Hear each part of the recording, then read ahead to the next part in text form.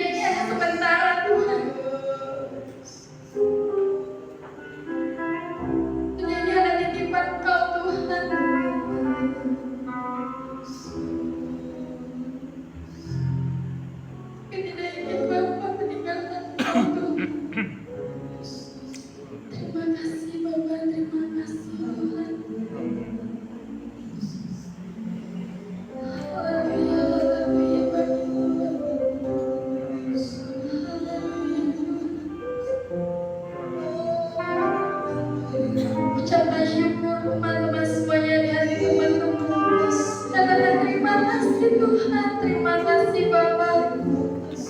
Bersyukur atas berkat sepanjang hari ini yang Tuhan kasih. Bersyukur atas kehidupan yang Tuhan berikan.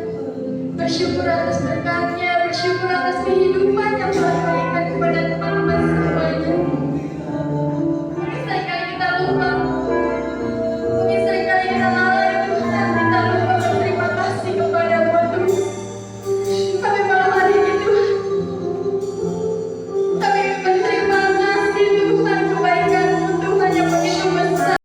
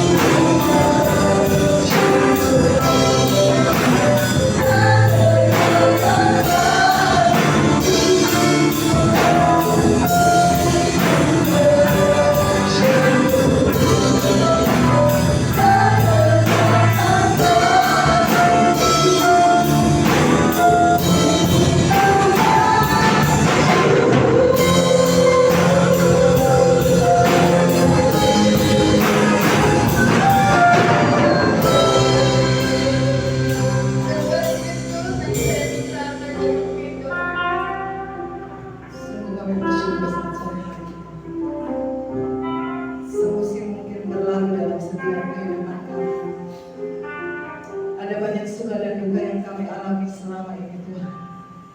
Tapi satu hal ketika kami berjalan di dalam Tuhan, kasih-Mu yang selalu menguatkan kami Tuhan. Kasih-Mu yang lebih luas dari samudra, bahkan kasih-Mu yang lebih tinggi dari cakrawala, selalu menopang kehidupan kami.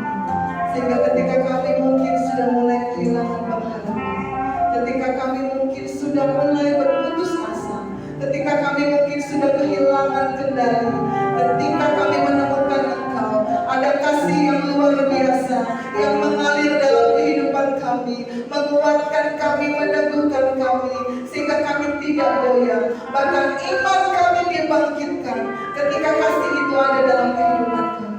Terima kasih untuk sore hari ini Tuhan. Pemuda remaja di tempat ini, kami boleh menaikkan pujian penyembahan kami. Kami boleh memberikan persembahan kami kepada-Mu. Hanya mungkin inilah yang kami bisa berikan kepada-Mu Tuhan. Biarlah Engkau berkenan atas setiap pujian, penyembahan, bahkan persembahan kami Tuhan. Tidak ada yang lain Tuhan saat sore hari ini, selain kami mau duduk diam untuk kami sebentar mendengarkan kebenaran firman-Mu. Seperti Maria Tuhan, kami mau duduk diam berkonsentrasi. Kami mau menanggalkan segala beban persoalan kami, karena kami tahu hanya firman Tuhan satu-satunya yang sanggup menopang kehidupan kami, meneguhkan kami, menguatkan kami, menyembuhkan kami Tuhan di dalam Tuhan. Kami percaya ada kekuatan baru lewat firman Tuhan. Makanya hamba-Mu Tuhan dengan luar biasa. Biarlah penyampaian firman Tuhan Engkau pimpin Tuhan dari awal sampai akhir.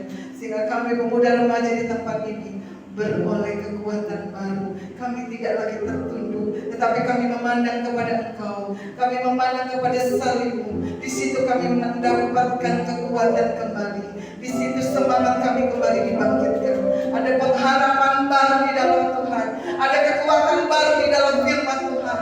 Tidak ada yang mustahil bagi Tuhan. Bahkan ketika kami mengimani firman Tuhan, firman Tuhan itu bekerja dengan luar biasa. Terima kasih Tuhan Yesus yang baik. Ampuni segala dosa dan kesalahan kami. Kami mau duduk diam untuk kami menyambut firman Tuhan. Dengar firman Tuhan dengan penuh penghormatan kepada-Mu Tuhan. Dalam nama Yesus kami ucap syukur. Haleluya. Amin. Selanjutnya saya serahkan kepada Tuhan.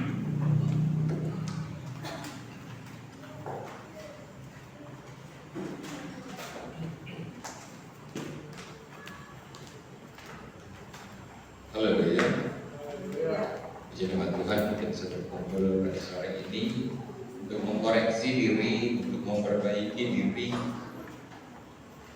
agar kita dalam berjalan dalam Tuhan, dalam kebenaran, bukan dalam tidak pengertian, tetapi dalam kebenaran. Karena firman itu ialah seluruh kehidupan. Tanpa kebenaran firman Tuhan, kita akan tergopoh-gopoh dan meraba-raba. Banyak kali orang udah tua tapi nggak tahu apa yang harus dikerjakan, apa yang harus didapat, apa yang harus didapat. Ini bagaimana cara berjalan dalam Tuhan itu masih bimbang. Saya akan memberikan satu gambaran bagaimana kita hidup dalam dunia ini. Apa yang paling penting di dalam dunia ini untuk berjalan di dalam kebersamaan dengan Tuhan. Dan bagaimana berjalan dengan efektif. Berjalan dengan efektif artinya kita melewati umur, kita melewati tahun demi tahun, tapi benar-benar hidup dengan Tuhan.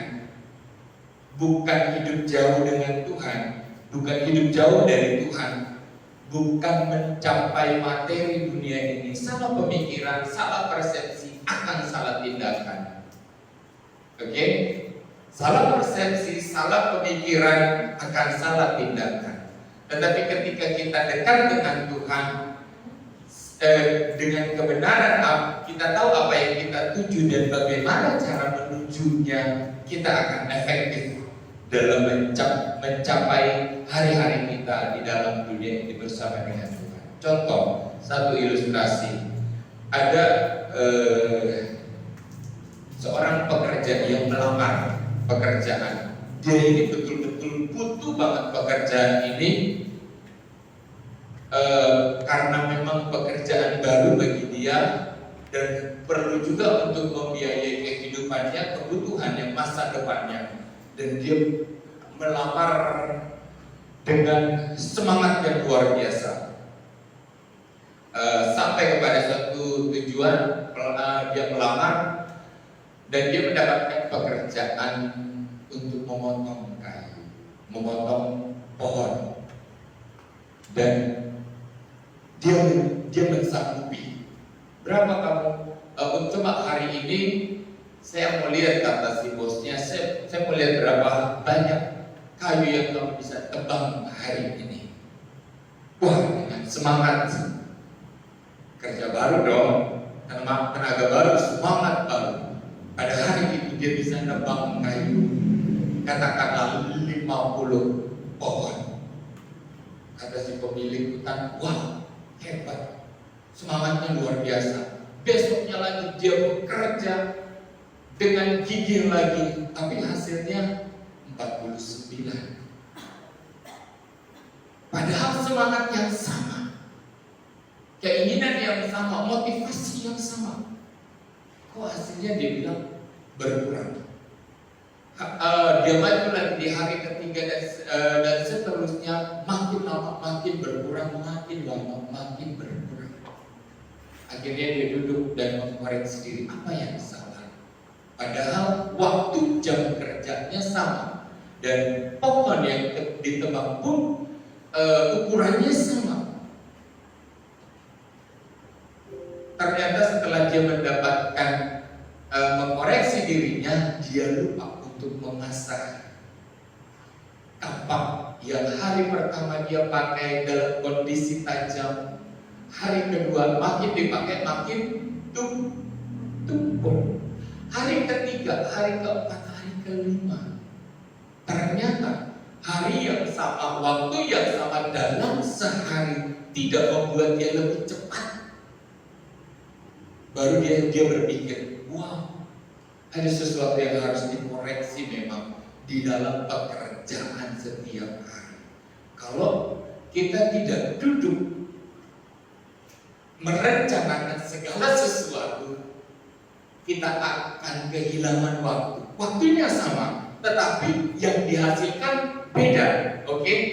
Waktunya sama, harinya 24 jam. Kita diberikan karunia anugerah setiap hari 24 jam dalam sehari. Tapi kalau kita tidak mengkoreksi diri, bahkan jangan-jangan dalam sehari kita nggak dapat apa-apa. Dalam sehari kita nggak dapat apa-apa. Jangan. Kalau kita lalai dalam kehidupan ini, cuma kita kerjain sesuatu, gue seneng nih. Gue seneng, gue demen yang ini, misalkan seperti itu. Tetapi bukan hatinya Tuhan, tapi bukan keinginannya Tuhan. Sampai kepada masa tua, kita gak dianggap apa-apa sama Tuhan. Ini yang membahayakan. Sampai masa tua kita dapat, udah usia 30, 40, kok saya masih belum kenal Tuhan. Motivasi yang salah akan mendapatkan hasil yang salah, tetapi motivasi yang benar akan mendapatkan hasil yang benar. Kita akan lihat dalam 1 Samuel 17 ayatnya yang ke-12. Kita akan belajar dari Daud. Kita akan bercermin dari perbuatan Daud, bagaimana dia dipromosikan Tuhan, dan waktu promosinya itu adalah waktu yang tepat, dan waktu promosinya itu bukan terjadi secara kebetulan. Oke? Promosi yang terjadi dalam Daud bukan terjadi hari itu aja, tetapi sudah lama dipersiapkan oleh Tuhan sebelum hari-hari jauh dari hari sebelumnya. Kita lihat ayat 17 1 Samuel 17 ayatnya yang ke-12 sampai 23 ya. Kita simak sama-sama. Daud anak seorang dari Efrata, dari Bethlehem Yehuda, yang bernama Isai. Isai mempunyai 8 anak laki-laki. Pada zaman Saul, orang itu telah tua dan lanjut usianya. 13. Ketika anak Isai yang besar-besar telah pergi, ketiga kakaknya Daud yang besar-besar telah pergi berperang mengikuti Saul. Saul ini raja Israel waktu itu, di zaman itu. Nama ketiga anaknya yang pergi berperang ialah Eliab, anak sulung. Yang kedua ialah Abinadab, dan anak yang ketiga ialah Syama. 14. Daud lah yang bungsu, si paling cuy. Jadi ketika anak yang besar-besar itu pergi mengikuti Saul. 15. Tetapi Daud selalu pulang daripada Saul untuk mengembalakan domba ayahnya di Bethlehem. Ini kerjaan Daud. Ngapain? Ngamen domba. Orang Filistin itu pergi, itu maju mendekat pada pagi hari dan pada petang hari Demikianlah ia tampil ke depan 40 hari lamanya, 40 masa perang. 17. Isai berkata kepada Daud anaknya, ambillah untuk kakak-kakakmu. 17. Isai berkata kepada Daud anaknya, ambillah untuk kakak-kakakmu berarti gandum itu seeva dan roti yang 10 itu, bawalah cepat-cepat ke perkemahan, bekelin kakaknya makanan ransum, bawalah kepada kakak-kakakmu. Ayat 18. Dan baiklah, sampaikan keju yang 10 ini kepada kepala pasukan 1000. Bapaknya itu bijaknya, titip buat pemimpin prajurit, titip anaknya dikasih juga, bukan cuma buat anaknya doang. Tengoklah apakah kakak-kakakmu selamat dan bawalah pulang suatu tanda dari mereka. 19. Saul dan mereka itu dan semua orang Israel ada di lembah Tarbatin tengah berperang melawan orang Filistin. 20. Lalu dalam bangun pagi-pagi ditinggalkannya kambing dombanya pada seorang penjaga, dititipin yang dia bertanggung jawab, dia benar-benar mempertanggungjawabkan pekerjaannya itu. Ketika bukan dia menitipkan kepada penjaga, lalu mengangkat muatan dan pergi seperti yang diperintahkan Isai kepadanya. Daud orang yang taat, dengar-dengaran, hormat sama orang tua. Orang tua bilang apa, benar-benar dia bilang apa, seperti yang diperintahkan bapaknya. Oh, anak muda, hormatilah orang tua agar lanjut. Kalau mau lanjut umur, dengar-dengar dipasang kuping, jangan ngebantah, coba belajar mengerti. Karena apa? Tuhan itu lebih rumit dari orang tua kita. Kalau kita belajar taruh kuping kepada orang tua kita, Tuhan akan membukakan hatinya untuk kita mengerti. Tapi kalau orang tua kita saja atau orang yang lebih tua kita nggak hormati, bahaya, sulit untuk mengerti Tuhan. Oke, kita lock di sini ya. Jadi seperti yang diperintahkan bapaknya kepadanya, sampailah ia ke perkemahan ketika tentara keluar untuk mengatur barisan dan mengangkat sorak perang. 22. 21 ya. Orang Israel dan orang Filistin itu mengatur barisannya, barisan berhadap-hadapan dengan barisan Filistin, barisan orang Israel. 22. Lalu Daud menurunkan barang-barangnya dan meninggalkannya di tangan penjaga barang-barang tentara. Dia ngerti betul kemana dia harus pergi untuk menitipkan pesan-pesan yang dipesankan ayahnya untuk sampai kepada kakak-kakaknya. Berlarilah Daud ke tempat barisan, sampai di sana bertanyalah ia kepada kakak-kakaknya, apakah mereka selamat? Untuk menyampaikan pesan kepada bapaknya bahwa kakak-kakaknya aman. Ini Daud.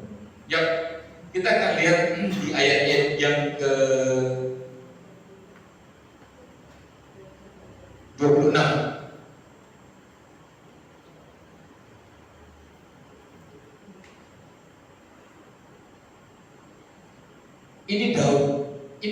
Ini hati Daud.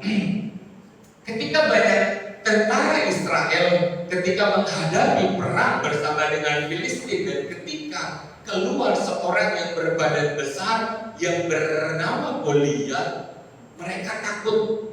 Sudah beberapa hari mereka perang melawan mereka, tentara Filistin ini, dan orang besar ini nggak ada yang bisa memenangkan peperangan. Tapi ketika di ayat 26 Daud berkata apa?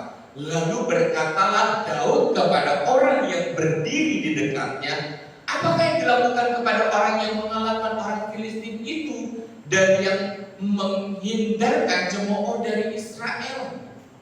Siapakah orang Filistin yang tak bersunat ini sampai ia berani mencemooh barisan dari apa?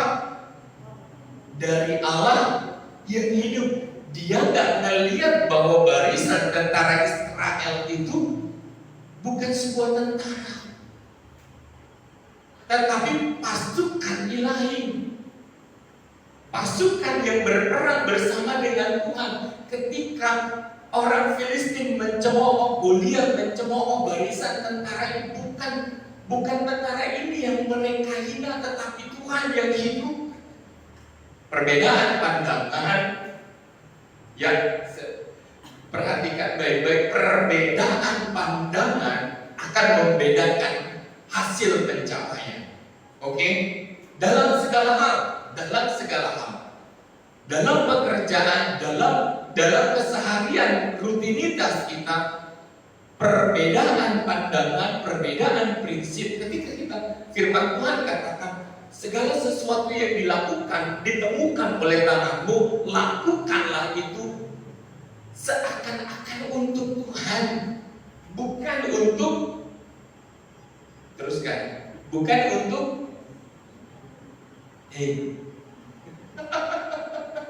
seringkali loh ini firman ini diberikan kepada kita. Segala sesuatu yang ditemui tanganmu, perbuatlah itu seperti untuk Tuhan, bukan seperti kepada manusia. Perubahan pandangan, perubahan pola pikir akan mengubahkan hasil, mendapatkan hasil yang berbeda. Dan ini yang dialami oleh Daud ketika dia tentara perang yang sebegitu banyak berhadap-hadapan, tidak ada satu orang pun yang berpikir seperti Daud. Dari segitu banyak tentaranya, bahkan anggota keluarga Daud sendiri, keturunan dari Isai sendiri, orang-orang yang mengenal Tuhan tidak memiliki pola pikiran yang seperti itu. Oke? Dia tidak hanya berpikir tentang kekuatan tentara, kekuatan perang, tetapi Daud berpikir tentang siapa yang bersama dengan tentara Israel. Demikian juga kita. Dalam setiap harian kita tuh harus berpikir, ketika Tuhan di pihak saya, ketika Tuhan di pihakku, siapa lawanku? Gak ada yang berpikir begitu. Oh iya, Tuhan bangun pagi, melek mandi, berangkat sekolah atau berangkat kerja, pulang capek tidur, gitu aja terus hari demi hari. Apa iya? Gak punya firman, gak punya terang. Kalau orang yang punya terang, ketika dia bangun pagi, dia akan berkata kepada kakinya, kakiku akan melangkah dalam rutinitas, dalam berjalan bersama dengan Tuhan. Tanganku akan mengerjakan pekerjaan-pekerjaan Tuhan. Hari-hariku itu bersama dengan Tuhan. Itu orang yang memiliki prinsip yang sama dengan Daud. Kalau keseharian kita cuma bangun rutinitas, bekerja, mandi, dan sekolah, dan lewat siang, lewat sore, lewat malam, capek Tuhan, berat. Habis itu bangun lagi, pagi lagi, tidak mengingat siapa yang memerintahkan kita ada di dalam dunia ini. Tahu-tahu waktu demi waktu kita udah tua dan kita belum mengenal Tuhan dan belum pernah sekalipun menyaksikan perbuatan tuh. Ini loh, kita akan lihat kemenangan Daud, perbuatan Tuhan dalam dirinya karena sebuah prinsip hati yang benar yang mengandalkan Tuhan. Kita akan lihat perbedaan dalam Samuel 17 ayatnya yang 24 dan 25. Ini prinsip umum orang ya. Banyak tentara Israel ketika Saul mengumumkan, ketika mereka menghadapi tentara Goliat, yang besar itu, ini yang ada di kepala tentara-tentara Israel. Kita akan bedah kepalanya Daud, isi kepalanya Daud dan isi tentara-tentara Israel. Ini dia di kepala tentara Israel. Dikatakan ayat 24. Ketika semua orang Israel melihat orang itu, larilah mereka daripadanya dengan sangat ketakutan. Ini ketika Goliat keluar, semua kabur. Ayatnya yang ke-25. Berkatalah orang-orang Israel itu, sudahkah kamu lihat orang yang maju itu, sesungguhnya ia maju untuk ini perkataan Daud ya. Sesungguhnya ia maju untuk mencemooh orang Israel. Orang yang mengalahkan dia akan dianugerahi raja, kekayaan besar, bonus materi, uang. Kayak kalau atlet menang dijanjikan presiden kemarin apa? Atlet bola AFF berapa miliar? 12. Oh, satu orang dapat 1 miliar. Wah. Jadi ini pun terjadi di barisan tentara Israel. Saul menjanjikan bonus besar, kekayaan yang besar bagi siapapun yang mampu mengalahkan Goliat. Dan ini yang isi kepala dari tentara Israel. Ia akan dianugerahi Raja Saul kekayaan yang besar. Raja akan memberikan anak yang perempuan kepadanya, dan kaum keluarganya akan dibebaskan dari pajak. Udah kaya bebas pajak. Ini kekayaannya ini nggak kena inflasi nih kan? Udah gitu kasih bonus anaknya raja lagi. Artinya dia akan masuk dalam golongan raja. Dengan semangat inilah mereka menghadapi tentara Filistin. Motivasi yang salah akan menghasilkan hasil yang salah. Berbeda dengan Daud. Dikatakan apa? Mereka itu mencemooh kita, barisan-barisan orang yang mengenal Tuhan. Bukan kita yang dicemooh oleh tentara Filistin, tetapi Tuhan yang bersama, Tuhan penguasa langit dan bumi ini yang mereka cemooh. Hebat gak? Hebat gak? Padahal dia bukan tentara. Daud itu bukan tentara, tapi dia memiliki keberanian yang sangat besar karena pengenalan akan Tuhan. Kenapa sih pemuda-pemudi ini harus ibadah Sabtu? Kenapa sih kita harus duduk memuji, menyembah, mendengarkan firman Tuhan? Kalau kita dalam kepala kita nggak ada pengenalan akan Tuhan, sia-sia hidup kita. Kerja ya lewat, biasa-biasa aja, nggak ada yang luar biasa dan tidak akan ada perbuatan pertolongan Tuhan. Tapi kalau kita isi kepala kita dengan kebenaran Tuhan, ketika kita melangkah, semuanya itu seperti semangat untuk memuliakan Tuhan, menyenangkan Tuhan. Ini untuk Tuhan, ini untuk Tuhan, ini untuk kemuliaan. Sama seperti Daud, semuanya untuk Tuhan. Kok mereka berani menghina tentara Israel, tentara pasukan Allah, sehingga Tuhan kasih hikmat bagi dia dan kekuatan untuk maju berperang melawan Goliat. Amin. Kita akan baca di 31 sampai 39.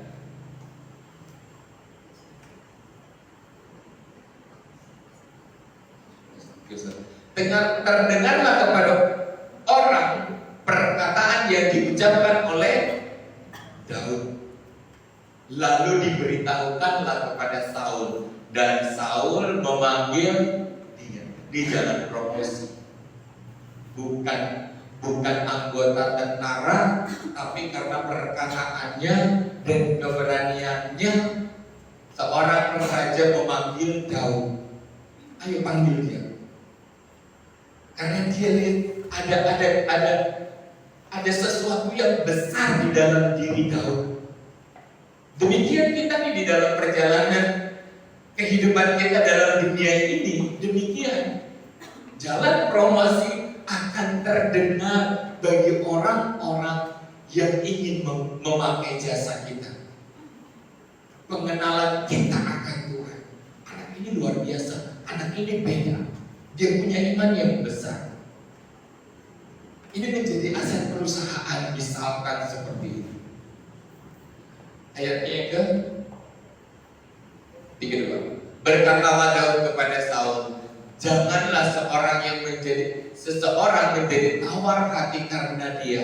Hambamu ini akan pergi melawan orang Filistin itu. 33. Tetapi Saul berkata kepada Daud, tidak mungkin engkau dapat menghadapi orang Filistin itu untuk melawan dia. Dikatakan apa? Sebab engkau masih muda. Perjanjian baru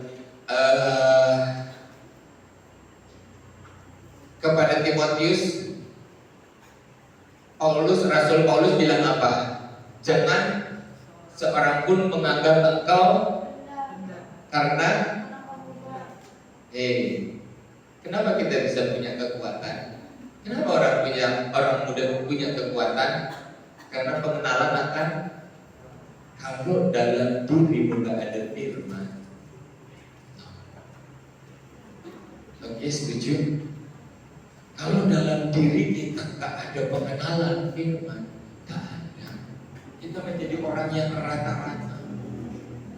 Nggak akan ada sesuatu pun yang keluar dari barisan orang yang sama. Sepertinya sama, tetapi Daud berani keluar dari barisannya dan berkata, ini aku, orang yang mengenal Tuhan. Kalau kita punya pengenalan akan Tuhan, anak-anak muda, kita akan keluar untuk dipakai oleh Tuhan. Tidak mungkin kau dapat menghadapi orang Filistin itu untuk melawan dia sebab engkau muda, sedangkan dia sejak dari masa mudanya telah menjadi prajurit. Yang 34. Tetapi Daud berkata kepada Saul, hambamu ini biasa menggembalakan kambing domba ayahku. Dia promosikan dirinya. Saya ini biasa mengembalakan kambing domba, bukan soal menggembalakannya, tetapi bagaimana melindungi kambing dombanya dari kuasa beruang dan singa dan yang mengancam domba-domba, padahal dombanya nggak banyak. Tapi tanggung jawab yang diberikan ayahnya kepadanya, dia pastikan bahwa apa yang dipercayakan ayahnya itu betul-betul ada. Bukan pulang ke ayah, kambing dombanya habis, dimakan sama beruang. Dia fight. Dalam kondisi apapun dia fight. Dia berani mempertanggungjawabkan. Promosinya prosesnya di ladang. Tetapi Tuhan promosikan dia di medan perang. Enggak kelihatan. Waktu dia belajar berproses di ladang, di padang rumput untuk menjaga kambing dombanya, enggak ada yang melihat. Tetapi walaupun enggak ada yang lihat, dia kerjakan dengan tekun. Kita enggak ada pernah tahu kapan kalian belajar berapa jam dalam semalam, bersama jam 1 atau jam 2. Itu enggak ada yang lihat. Itu cuma sebuah tanggung jawab kehidupanmu. Ketika sesuatu mau kerjakan di balik layar dengan benar, satu kali engkau akan maju dan dipromosikan. Amin. Jadi jangan pernah kecewa, nggak ada yang ngeliat. Orang nggak tahu aku ini gigih dalam belajar, gigih dalam bekerja. Tetapi percayalah, ada mata yang selalu melihat. Oke? Jangan pernah kecewa. Sesuatu yang tidak terlihat itu bukan tidak terlihat oleh siapapun. Saatnya promosi, apa yang engkau kerjakan di balik orang-orang yang tidak melihat, Tuhan melihat dan akan mempromosikan. Apabila datang singa dan beruang, dia semangat nih. Apabila datang singa dan beruang yang menerkam domba dan dari kawanannya, tinggal itu maka aku mengejarnya, menghajarnya dan melepaskan domba itu dari mulutnya. Bayangkan. Kemudian apabila ia berdiri menyerang aku, maka aku menangkap janggutnya lalu menghajarnya dan membunuhnya. Selalu bingung, ini anak ya bener gak sih orang? Sebab gak ada yang menyaksikan kejujuran apa yang diperbuat oleh Daud. 36.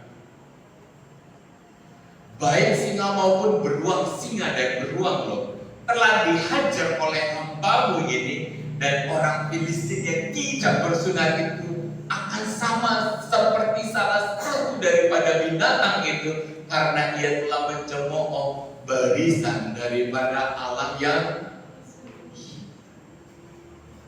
dia nggak melihat barisan Israel itu sebagai kucing, tetapi dia melihat barisan Israel itu sebagai sesuatu yang dihinakan, yang tidak pantas didapatkan oleh barisan Israel. Karena apa?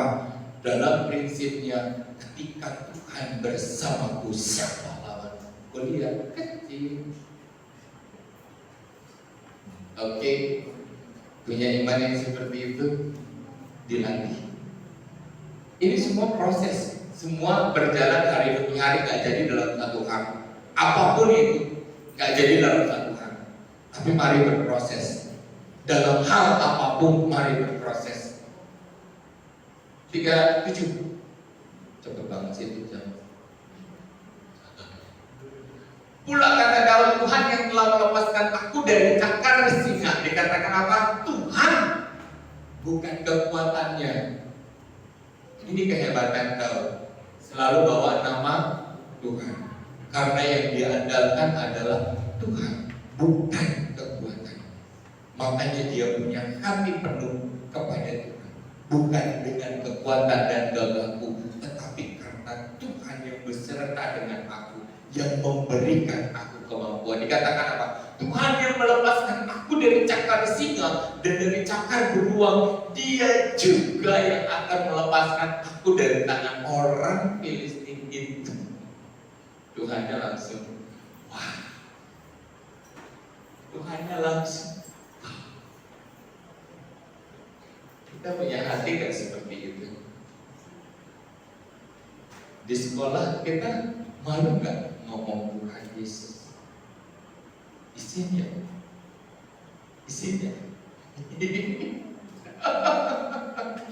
Jangan-jangan untuk aku murid Kristus kita malu.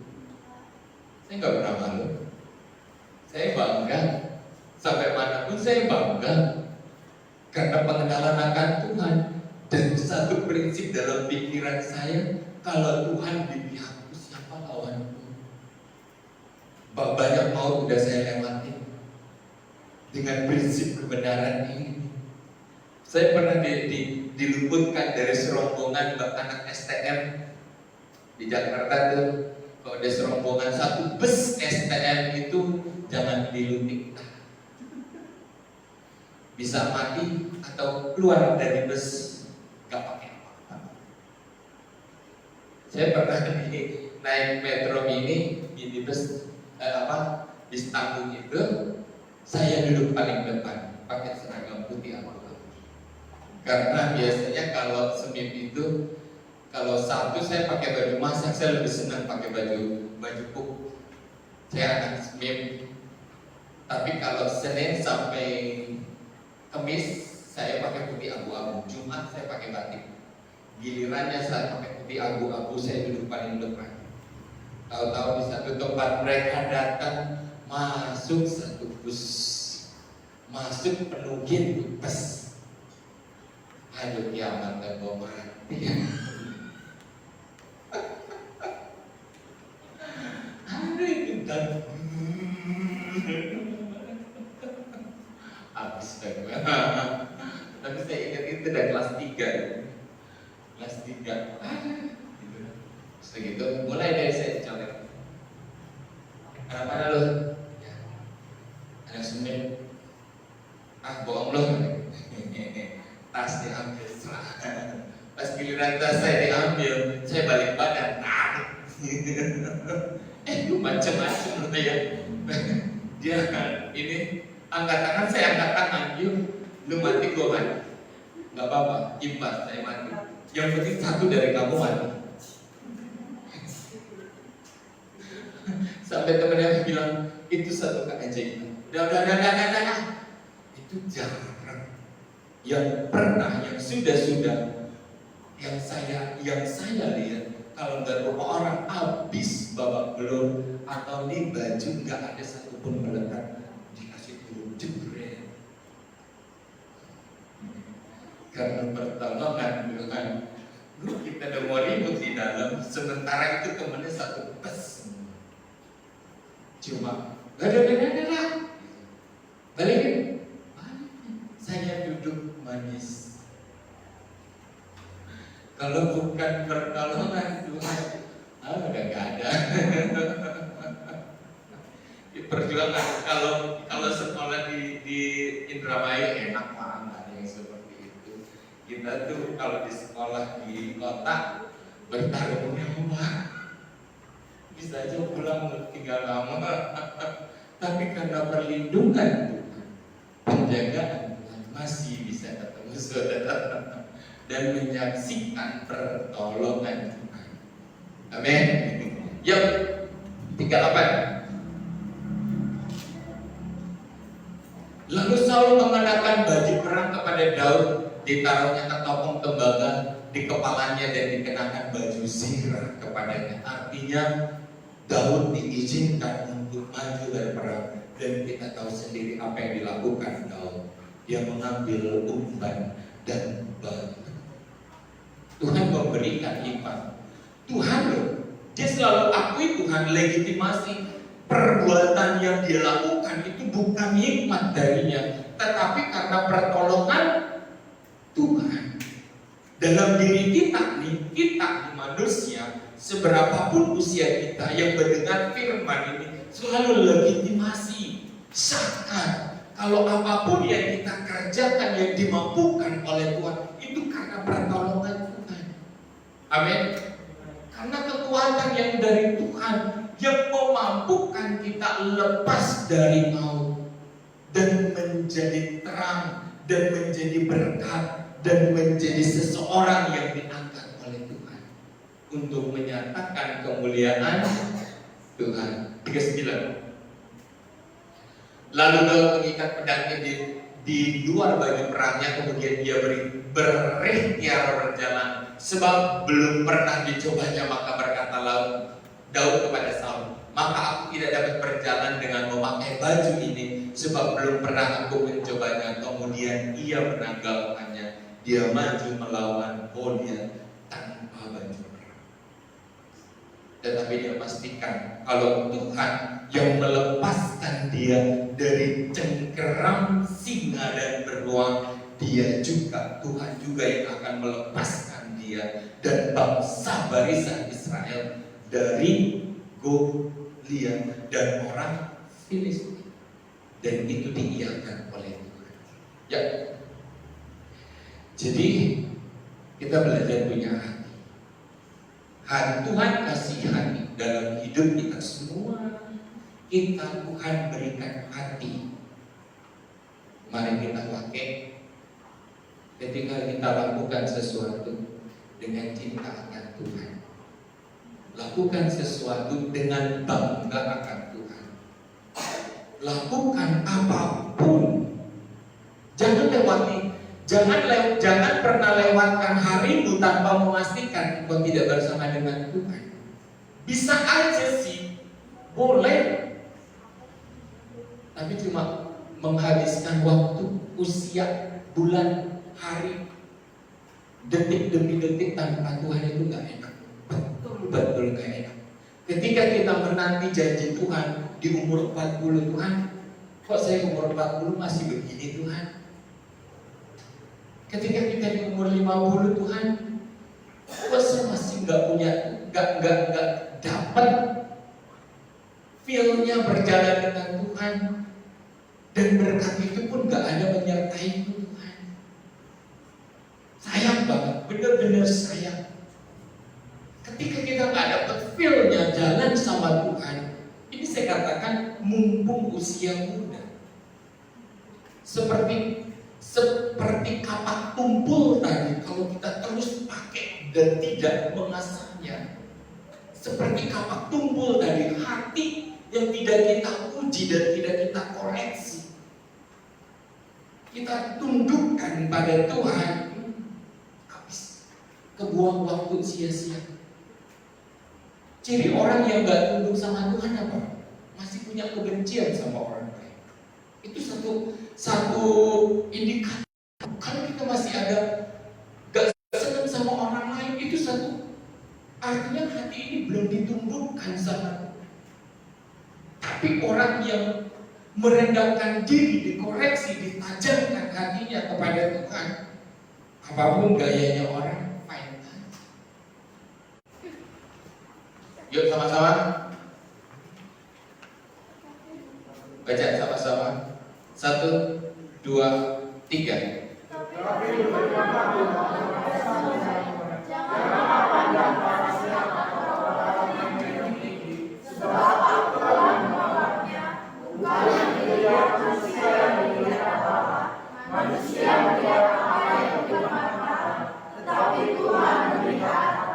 Oke, melihat apa?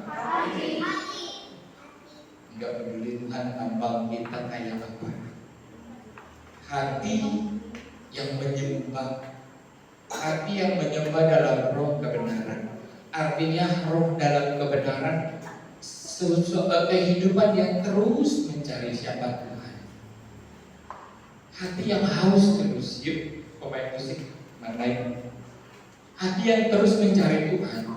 Kerinduan akan Tuhan ini yang akan membawa kita dalam jalan-jalannya Tuhan. Oke?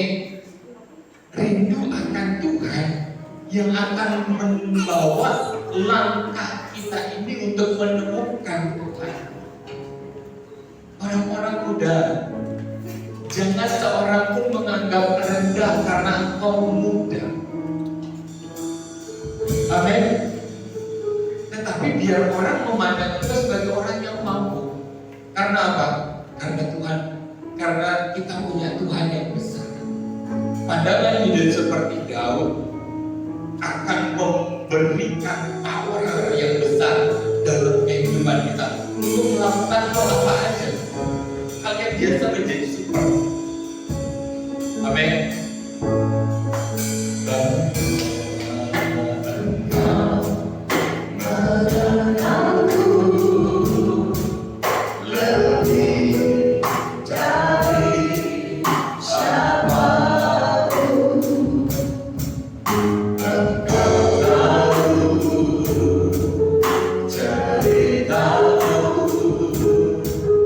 Dan isi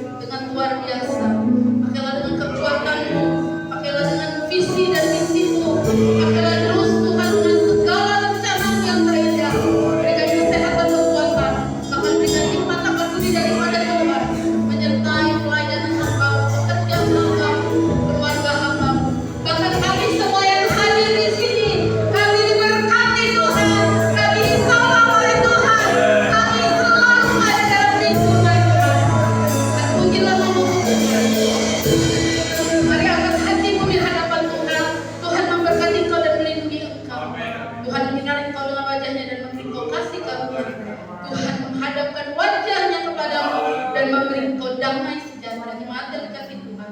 Kalau engkau dalam persekutuan, Haleluya. kasih Allah Bapa anak yang tunggal Tuhan Yesus Kristus Haleluya. dan Roh Kudus menyertai kita sampai maranatha Tuhan Yesus memberkati. Amin.